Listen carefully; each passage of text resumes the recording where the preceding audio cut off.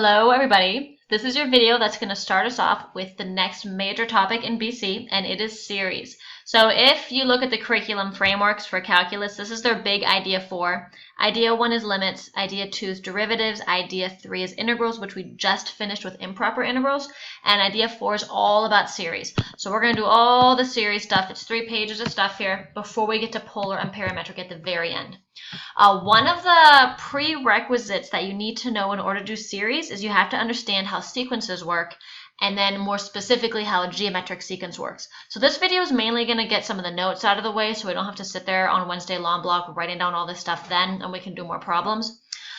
So pause the video either now or after I talk to get these notes down. There's a couple you tries here and a couple that I'll do with you. Couple of things here. You need to know some definitions. First of all, if I have a sequence, that's basically a function whose domain is going to be your consecutive integers, like 1, 2, 3, 4, 5, 6. The range is what is actually the sequence's numbers, the terms in the sequence. So our domain here is going to start at 1. It's going to go up. Again, they're consecutive integers all the way up to some point n. It could be infinite, in which case it would go up to infinity. It wouldn't stop at n. The range are going to be the actual terms. So a sub 1, the term a sub 1 corresponds with the first spot in the sequence. A sub 3 is the third spot in the sequence. So these are your actual terms here, the range. That's what's going to be listed out like this whenever you see a sequence. These are pretty self-explanatory. You can have a finite sequence, which has a limited number of terms. You can have an infinite sequence, which continues without stopping. It would have a plus ... at the end, and that lets you know it keeps going all the way to infinity. It doesn't stop. The way that you're going to see sequences written down is they'll either be defined with a subscript of n, so a sub n is 2 times n, or the function in terms of n, so f sub n is 2n. They mean the same thing. This is really just evaluating a function, so it's no different than stuff we've already done before. All you want to do is just start with the domain value of 1. So these are your domain values here. So you start with 1, you plug 1 in. That's the first term of your sequence. Plug 2 in. 2 times 2 is 4. That's the second term of your sequence. So this right here is the range, the actual sequence. The numbers in a sequence have commas in between them. That's important because that's very different from a series. This one, I guess I'm assuming, is infinite because I have ... there. So yeah, let's practice writing a couple terms out. They can be very simple like this one. They can be a little bit more complicated. If I have n over n plus 1, what you want to do is think about, now I want the first 6 terms here. Really, it's just evaluating. It's just a different way of thinking about it now. So if I plug 1 in, it's 1 over 1 plus 1, 1 over 2, comma, do 2. 2 over 2 plus 1, 2/3, comma. Keep going like that. So right here, you can see the rest of the 6 terms. It's not specified if it's finite or infinite, so I'm just going to stop here at the 6th term. It doesn't really matter because we're stopping at 6. This one here, if I'm going to do the first 6 terms, these are my domain values up here, and I'm going to plug them in one at a time. Just evaluate your sequence rule to get the actual sequence terms, the range. If you plug 1 in, 1 minus 1 is 0. Anything to the 0 power is 1, comma.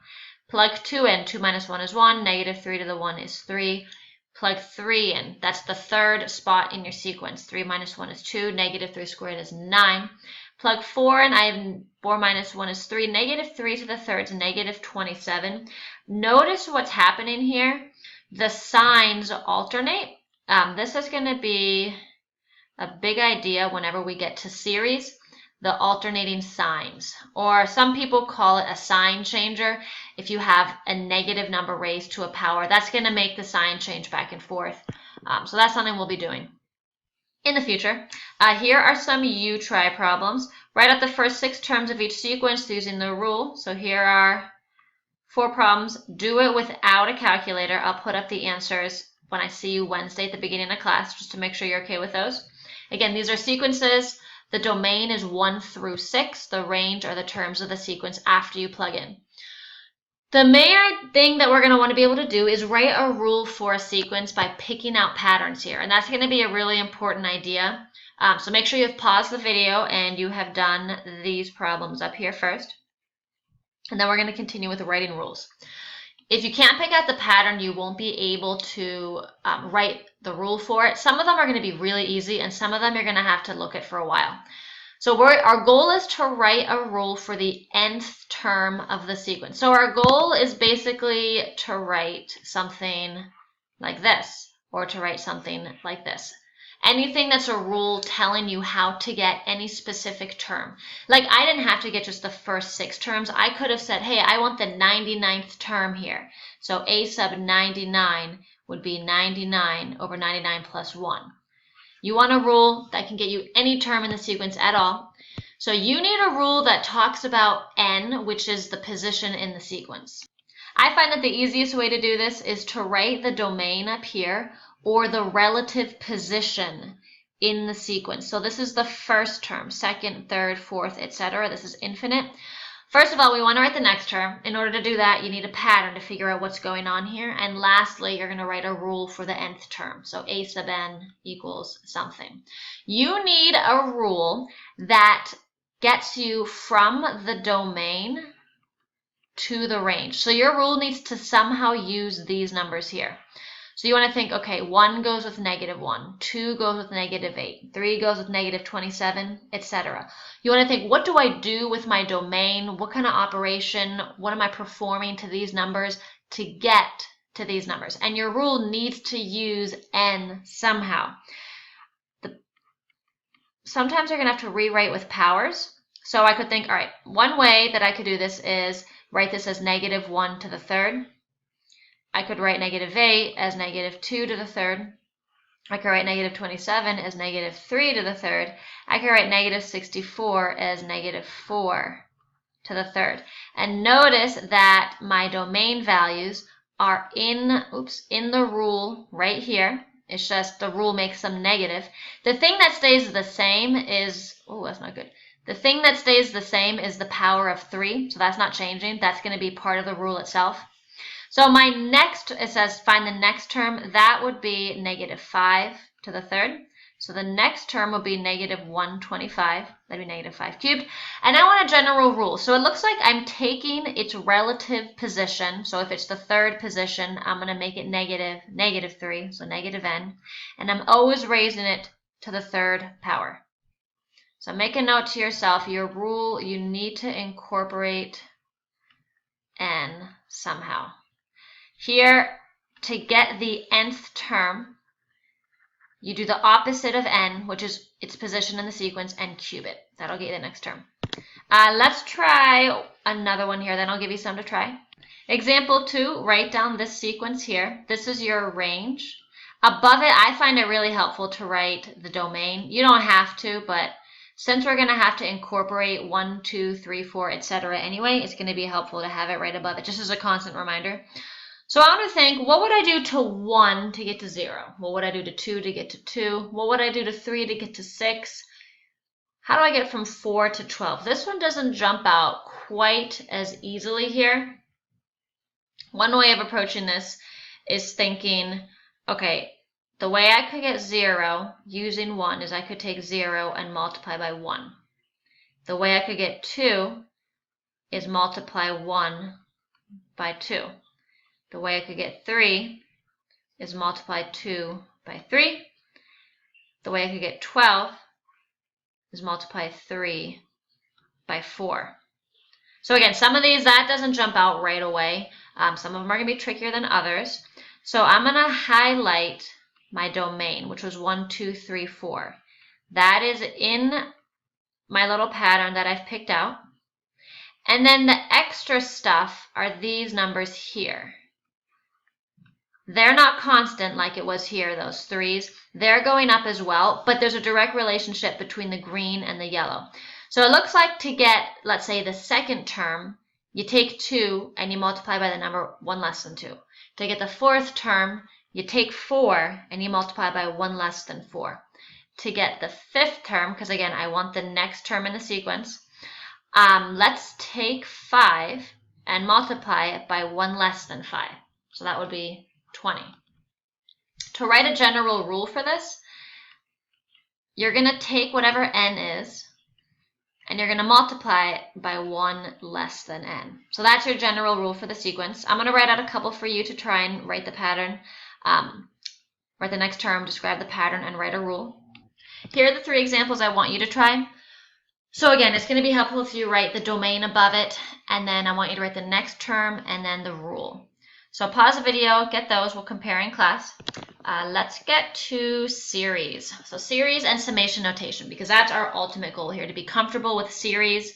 The summation or sigma notation is the same thing. Now, whenever we add the terms of a sequence together, so notice before we just had a bunch of commas separating them. That's a sequence when there's commas. It's just a list of numbers. As soon as we start adding them together with these plus signs, that makes it a sequence. And just like before, how you can have a finite and infinite series or sequence, you can have a finite and an infinite series. So again, as soon as you're adding, it's series because this sigma here means add. So if you want to add numbers, you're going to have to use this sigma. You could say summation, it's the same thing. Remember, sigma is this symbol right here, and that's the Greek letter for S, which is sum, adding. All right, so again, we need that in order to write a series. You could have, for a finite series, it would look like this. You start at one term, you end at another, and you wouldn't have infinity here. So for example, here was our first, second, third, and fourth term. Now notice I have an I here. Before I had n, like we did this example on this page. Move up. Right here, we did it with 2n. Here you're probably wondering why to use the I. This is kind of like the dummy variable for an integral, how you could have like dx or dt or dw. It doesn't matter. This is just your variable. Can be anything. Now, a couple things I want you to label here. Here. These are the main vocab you're going to need to know. Lower limit of summation, upper limit of summation, and the index of summation. Again, it can be any letter. So what this is saying is sigma means add. You're going to add up the sum of 2i from I equals 1 to I equals 4. This is how you're going to word the whole thing here. So you start by plugging in 1. Then you plug in 2, then you plug in 3, then you plug in 4. You stop there because that's your upper limit, and then you add all those numbers together. Now, if I had an infinite series, which is here, there's a plus dot, dot, dot. The way that you represent that in the series or sigma notation is with an infinity on top. So that says, okay, start by plugging 1 in here, and then keep going. Usually you're going to do 3 or 4, and then you can stop and put dot, dot, dot. So what I want you to do is practice with this here. Let me start this one with you. So what this is saying is, now one thing, write down before I do this. You don't need to start at 0 or at 1. Most of these examples you can see I'm starting at 0 or 1.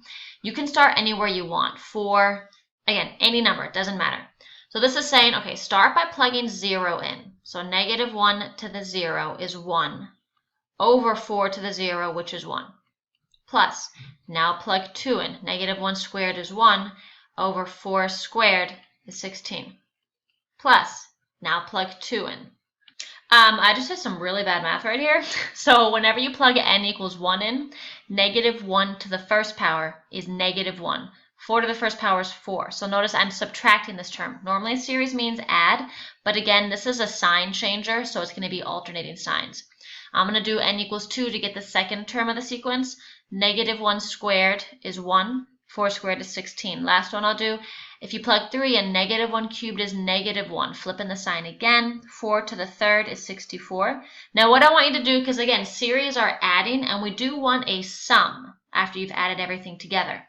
I want you to do these, not only list the first 5 terms. Hold on. There we go. So you're going to list the 5 terms out. Now, if it says infinity up here, this does technically keep going forever. It's going to keep alternating. But if I were to stop here and get what we're going to call a partial sum, it would end up being 205 over 256. So go ahead and do that for these 4. We'll pick up in class Wednesday, and I'll see you in a couple days.